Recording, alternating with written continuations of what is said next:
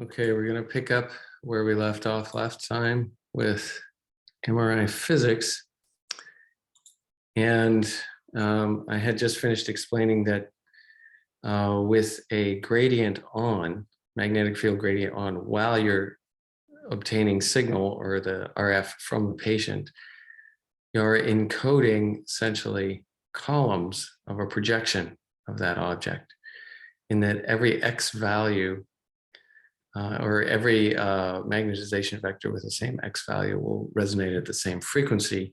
And therefore, when you take the full signal, which is the integration of all of the signals coming from here, you take its Fourier transform, you will get a projection of this object. And that projection is orthogonal to the direction of the gradient. That can be used to do back projection imaging by changing the direction of the gradient. We're going to look now at contrast mechanisms in magnetic resonance. And when I take the magnetization vector and rotate it 90 degrees using an RF pulse such that it's in the transverse plane, the longitudinal component of the magnetization grows back to its equilibrium value over time.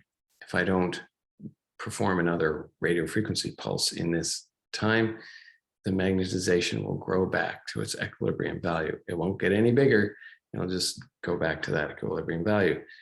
This curve for this recovery is called T1 recovery. And, it has a mono-exponential decay model. And this is the simplest form of that recovery, where you have an exponential time constant, T1, in this equation for this curve. And T1, the value, it's in milliseconds, and it's, when you're at 63% of the,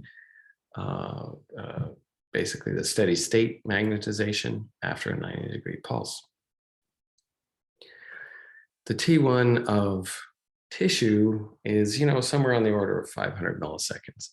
It can be as long as 2 seconds in very pure water, and as short as, say, 200 milliseconds in fat, or 250 milliseconds in fat. The other form of decay, which is tissue specific, is T2 decay. And again, we take the magnetization, put it in the transverse plane. It will then decay away in the transverse plane back down to zero. So here's the envelope of the signal. And the magnetization will decay down. The amplitude of that will decay down with time. If you were in a perfectly uniform field, this decay envelope is called T2, and it's a mono-exponential decay. But in real life, what happens is there are reasons for which the magnetic field inside the sample or inside the patient is variable from place to place, and it creates a more rapid decay of the signal, and that's called T2 star. This is basically the time within which we have signal to make an image, to encode the position of the magnetization vectors. And so before this thing gets down to zero, we have to get all our business of making a picture done in this time. And this is, on the orders of tens of milliseconds, right? This duration here. So again, T1 recovery, if I have long T1, it takes a longer time to get back to equilibrium. Short T1, I get back up here at a shorter time. So if I was to decide what should I repeat my pulse sequence, I should apply a 90-degree pulse at intervals of what time in order to generate the highest contrast between this tissue and this tissue. We look at the distance between these two curves and say, okay, it's maximum here. This is when I want to do another 90-degree pulse. This magnetization will be this high. This one will be this high. I will get a difference in signal. The short T1 tissue will be brighter because the magnetization is bigger at that time. Similarly with T2, long T2 tissues will be brighter. If we wait longer, make our image out here, this short T2 tissue will be gone. It'll be a very dark signal, and this one will be brighter. again, for maximum contrast, we find out where the difference is between these two curves that is maximum. These two time constants generally an order of magnitude apart in terms of their values.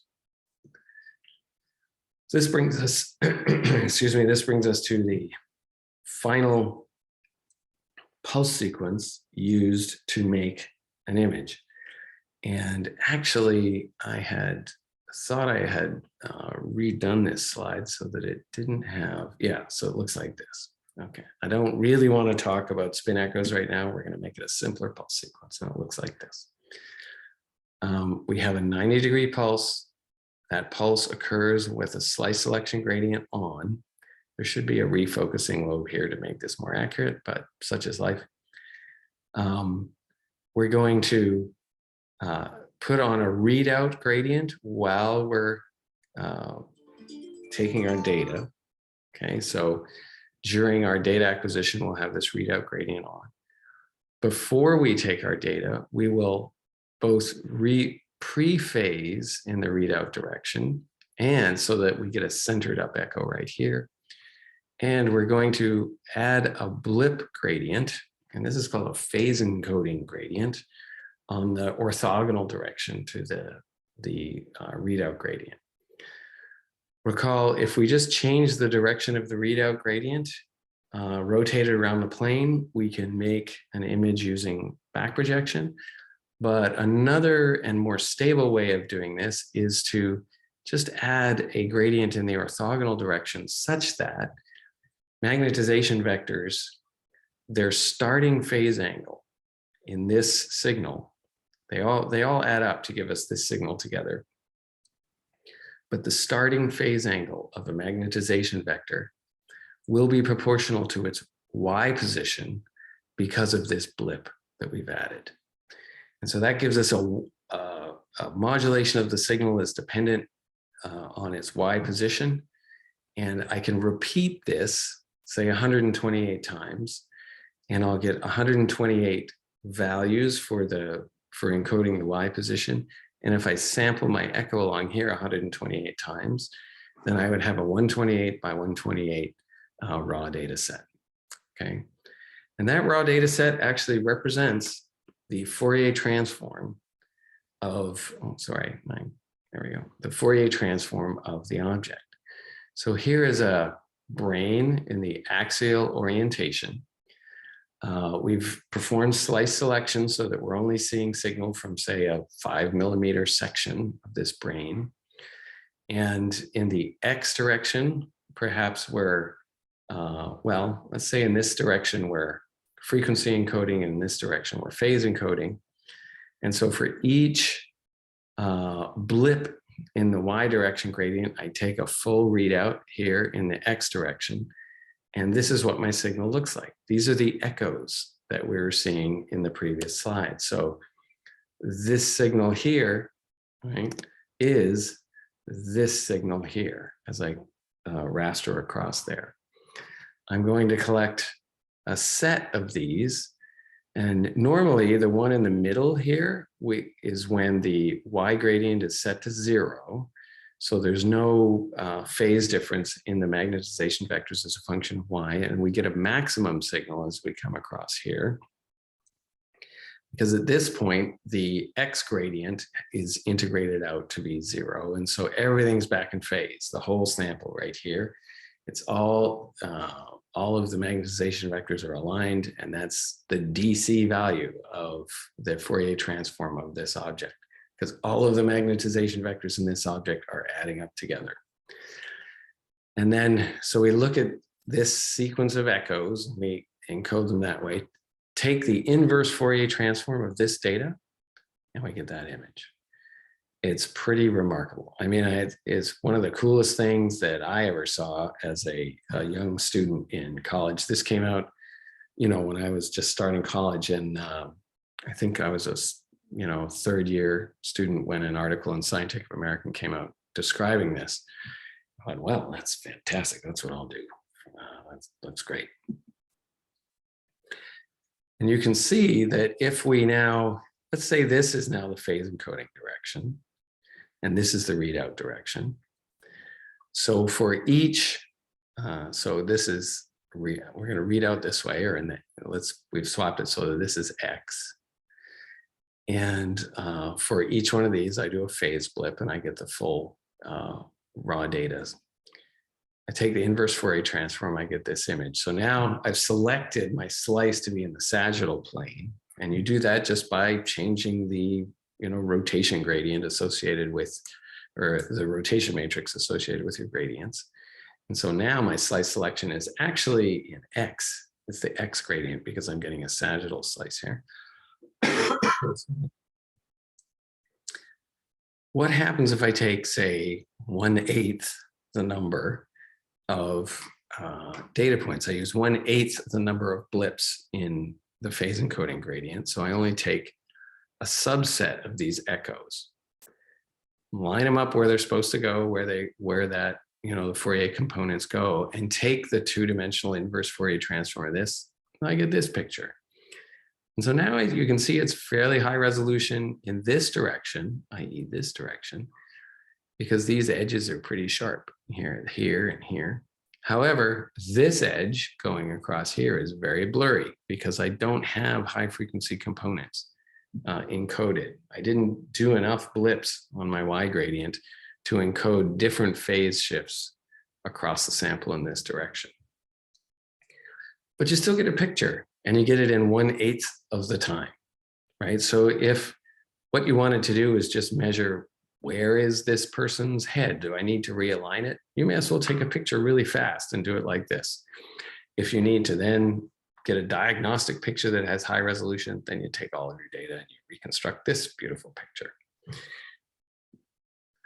And, MRI, if you have time and you have motion compensation available, you can generate unbelievably beautiful pictures. This is a 7 Tesla image of an axial cut through a brain, a live human brain. This person is, living, breathing human.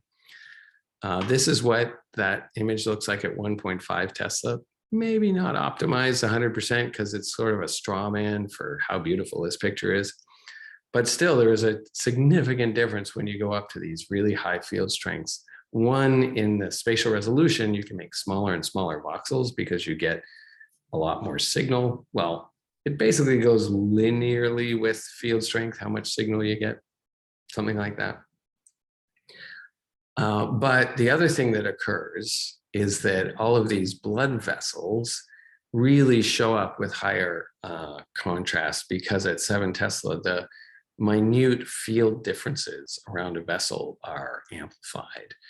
And so you see this extraordinary contrast. And if we look, if we blow up a sub-pixel here, you can see that all of these tiny striations in here, it's as good as an anatomical dissection, right? And look at the size. These are tiny vessels, but look at the size of them on this picture. And then look at that vessel here. These extraordinarily detailed pictures of components of the brain. Now, you can keep the brain quite still. In order to get super high resolution pictures like this, you also need a cardiac gate usually, because all of these vessels will now be pulsing at, across a few pixels as the heart changes the blood pressure in the brain, right? And so these things will bulge and move around. And so normally you want to cardiac gate this. Sometimes you'll even do more advanced motion compensation because the features you're trying to visualize are so tiny that motion on this scale is basically the major source of blurring here. So MRI is a absolutely spectacular imaging technique for getting high resolution details of soft tissue, particularly when those soft tissues are able to be imaged over a number of minutes. And this is an example of motion corrected 7T imaging with this extraordinary contrast between the gray matter here, the white matter in between the gray matter, and the vascular background. And the what we're flickering between here is non-motion compensated, where you can see the vessels causing motion artifact, versus motion compensated or gated acquisitions, where you get rid of that motion. And it just shows you the amount of brain motion is not insignificant when we're imaging at this spatial scale. Okay, so that's the end of our introduction to magnetic resonance physics. I mean, it was a whirlwind tour.